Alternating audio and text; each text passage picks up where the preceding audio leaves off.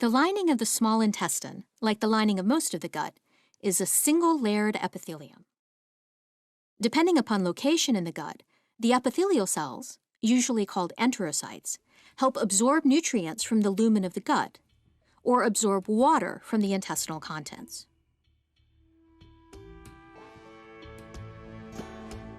In the small intestine, the surface of the lining of the gut is increased enormously by thousands of villi that protrude into the lumen.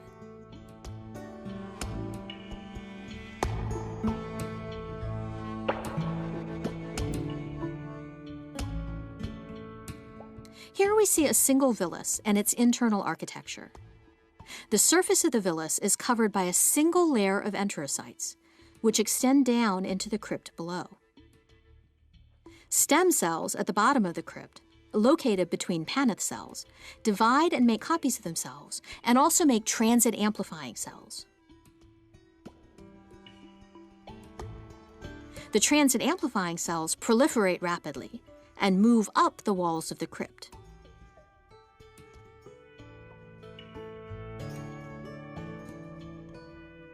As the cells migrate upwards, they begin to differentiate into goblet cells and enterocytes. While the cells are moving up the sides of the villus, they carry out the essential functions of the small intestine, notably absorption of nutrients.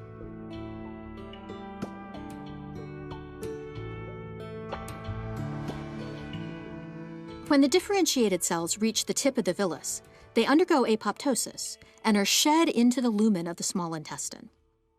The entire process of outmigration and cell death is completed in just 3 to 4 days.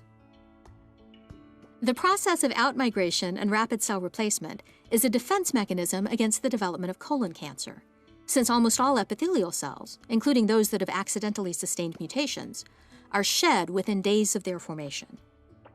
Therefore, the only mutations that can lead to the development of a cancer are those that are retained in the crypt. This dictates that such mutations must block the outmigration of mutant cells from the crypt.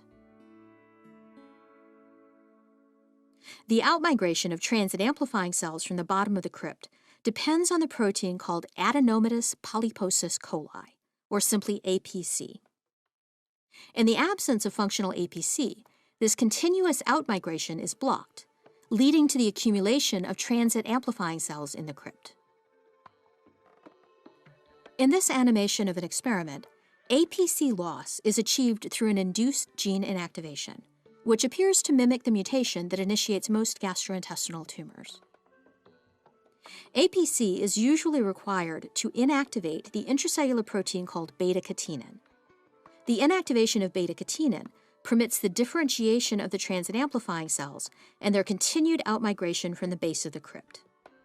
In the absence of APC function, beta-catenin accumulates within the transit-amplifying cells, which blocks both their outmigration and their differentiation.